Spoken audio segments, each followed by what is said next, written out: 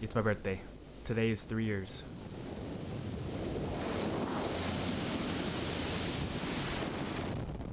Three years since my heart transplant. I actually celebrate this one instead of my actual birthday. Looking back 3.5 years ago, sitting on the floor of the bathroom, throwing up, not being able to move. I was sleeping about 20 hours a day. I just didn't have any type of energy. Couldn't really walk anywhere. Going from my bedroom to the kitchen, which was like 35 feet away, was exhausting. Essentially, I was just dying. My chances of living longer than a year, 25%.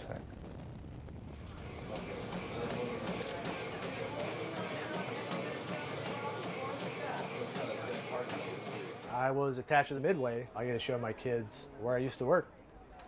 I forgot what it felt like to have a healthy beating heart inside me. You go to bed not knowing if you're going to wake up or not. That's always in your head every day. I used to stand and watch right here. November 29th at 12:01 a.m. I got a call from my nurse practitioner from Sharp. Guess what? We have a heart for you. As a survivor, what I think about the most is that my kids have a father.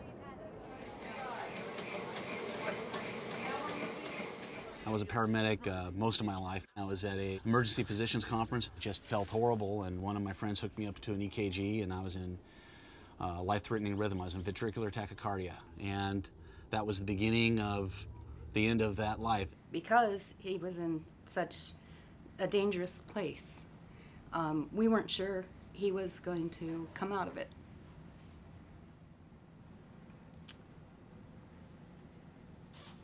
I think that was the scariest part, because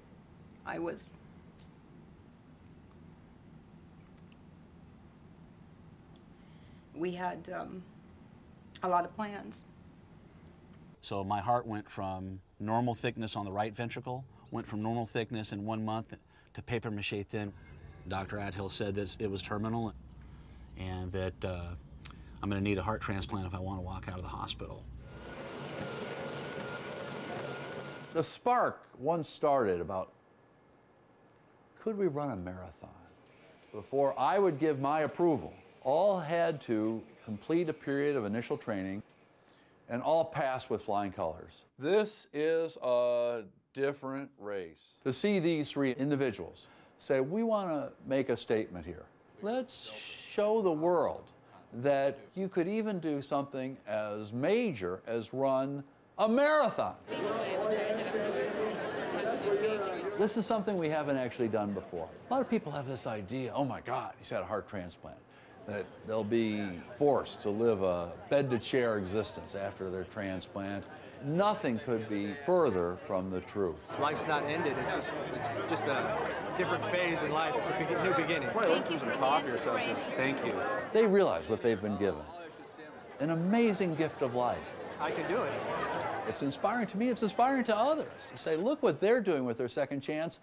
What am I doing? Good luck, you guys. Worked hard, last 3 months. We're gonna go out and leave it all out there.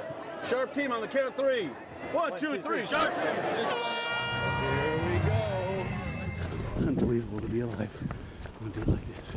I don't want to be the guy sitting on the bed with an Afghan on waiting for Price is Right at 10 and Sanford and Son at 11. I have to watch out for my max heart rate.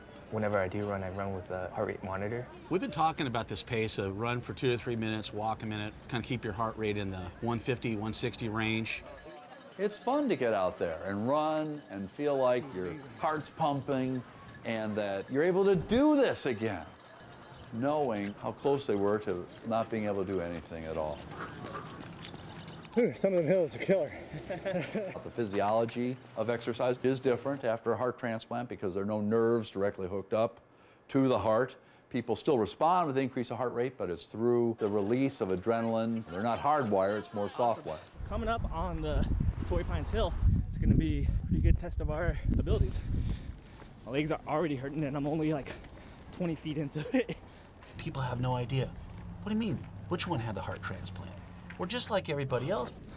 Holy crap. This is a big hill. About 2 miles to go. A little behind on my goal. Got 1 more big grade, and I'll be toast. My heart rate shot up to 180. So I had to walk.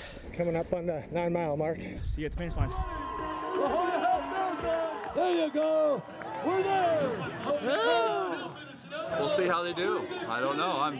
I feel like they're my little chicks, you know? It has been just incredibly satisfying to take care of patients like Brian, like Robert, like Justin, who have gone from such a low, desperate level to such a high level.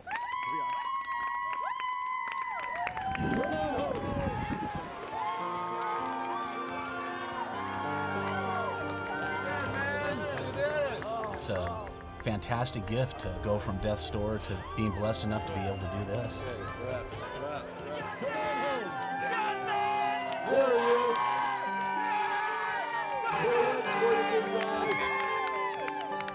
Good job, Justin. Oh. You're number 2 in. Good work, man. Excellent job, buddy. I'm so proud of you. Proud of you, man. Just the long road from their original illness to where they are at that finish line. That just fills me with so much pride. Never let anybody tell you that you can't do it. I want to say thank you to my donor. My heart is racing a little bit. Every day that I'm here is just it's another gift. I can feel the heartbeat, the new heart beating in my chest, just pounding. I can just feel the life back in me. At the end of the day, when people, oh gosh, Brian, I can't believe you had a heart transplant, and they kind of at first treat me with kid gloves. I said, man, this is nothing. This is a bump in the road. I'm healthy again.